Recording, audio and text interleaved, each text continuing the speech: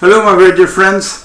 I'm making this video because I was asked by many people to explain my case again. Okay, first of all, in the morning, during the morning, I had a telephone call from the social worker of the Children's Aid Society of Ottawa, and then it was Mrs. Celine Paquette.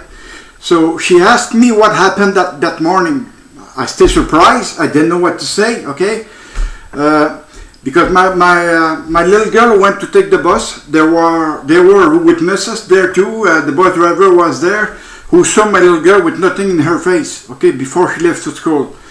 Once she arrived to school, she went directly into her classroom, and her boyfriend pushed her. She fell off the chair, and all the leg. She had the leg in her face, on her face, and she had all kind of bruises. Okay. So the teacher, when the teacher came in the classroom, she saw my little girl, and my little girl, she asked my little girl what happened. So she said nothing, I guess, and they went directly to the director, and the director decided to call the Children's Aid Society of Ottawa, and Mrs. Celine Paquette was appointed. So she went to school. Once she arrived to school, so I guess she asked my little girl, "Who did that to you?" My little girl said something. I can't recall the thing, but I will tell you a little later. Mrs. Celine Paquette decided to call the military police in Ottawa, and at that time, Corporal Mario Gaudreau was on duty. So Corporal Mario Gaudreau came to school, and then both of them, Corporal Mario Gaudreau, Mrs. Celine Paquette, asked my little girl, "Who did that to you?" The first time she said she did that when she was running down a hill or something. The second time she said it was mom, and then the third time she said it was dad. I really said the third time. Okay, so once she said that, they kept asking my little girl, "Who did that to you?" At that time they recorded her. Okay, I did listen to the recording, and she had the voice like this, you know. And I asked a psychologist what happened when the little girl was talking like this, you know. The psychologist told me that because either she's scared of something, or she's lying. And after that, the military police and the social worker decided to come home half an hour later, and then I saw my little girl coming first. I said, "What the fuck's going on? Where did you get those bruises?" Okay. So after that, it was Mrs. Celine Paquette, the social worker of the Children's Society, and then Corporal Mario Gaudreau, who, when he first arrived at home, he told me that Mr. Bernier, you are under arrest. So he decided to take me out, handcuff me against the wall of my house, and brought me to a car. Okay, a car with nothing on the top. So, and then half an hour later, Corporal Mario Gaudreau came back in the car and read my rights. Okay. And after that, he decided to bring me up to the criminal court, or the jail, the prison in Ottawa. At 8 o'clock at night, I saw a peace justice, and she decided to release me under very severe restriction. One of them that I couldn't go home, visit my other daughter and my wife. You know, I was not allowed to go home. So I decided, well, I went to stay on a friend of mine, Andre Fortin, and I lived there for 2 months. Okay, during those 2 months, it was extremely expensive for me to go to work, because it was in Uplands, further than Rockcliffe where I was living. So it was all on my cost. Okay, and after that, I was still working at that time though. Okay, I was still working.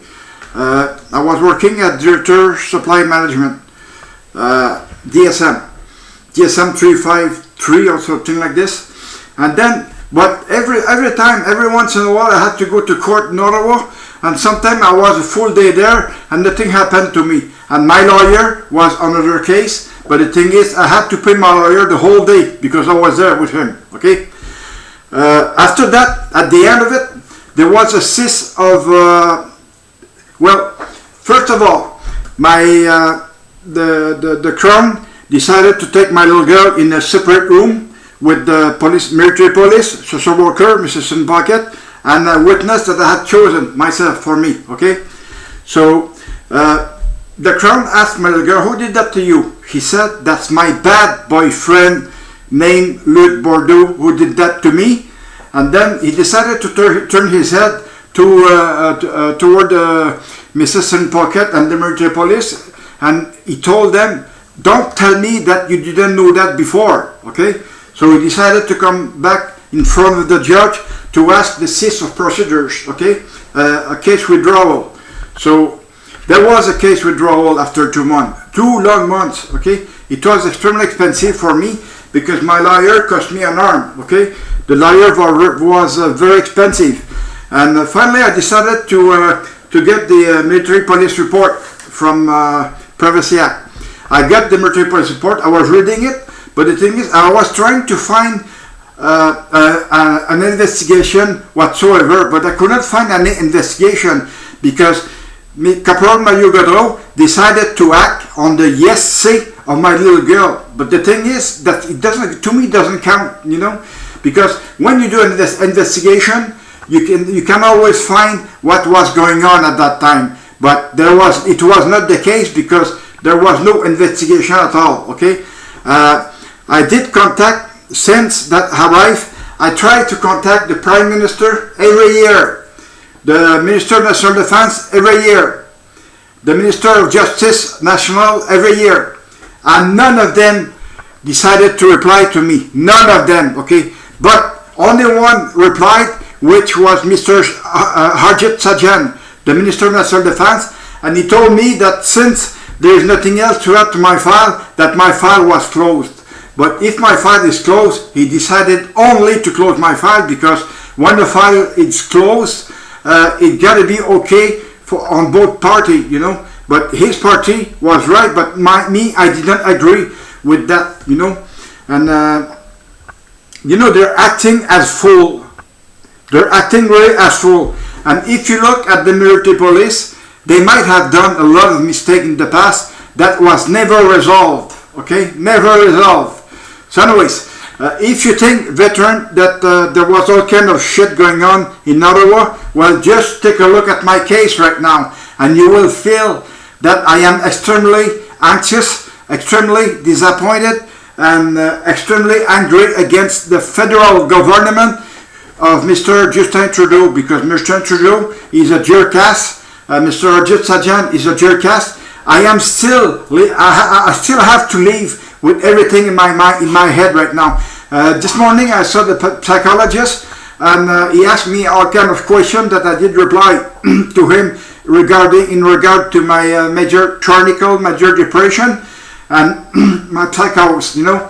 And I have a lot of things going on right now, and I'm sure that you will understand the whole concept of what's going on with me right now. And it is not my fault. That's the government, the federal government's fault, and they will never take action, or they will never try to arrange something with me, because they know they are in fault.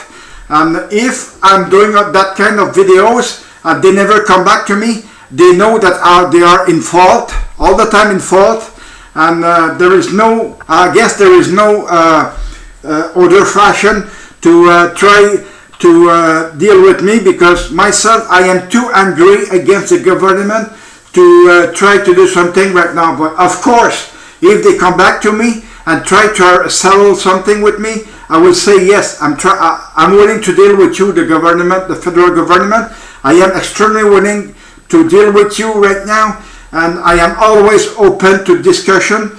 I guess you are not, but I am. So I thank you so much for regarding this video.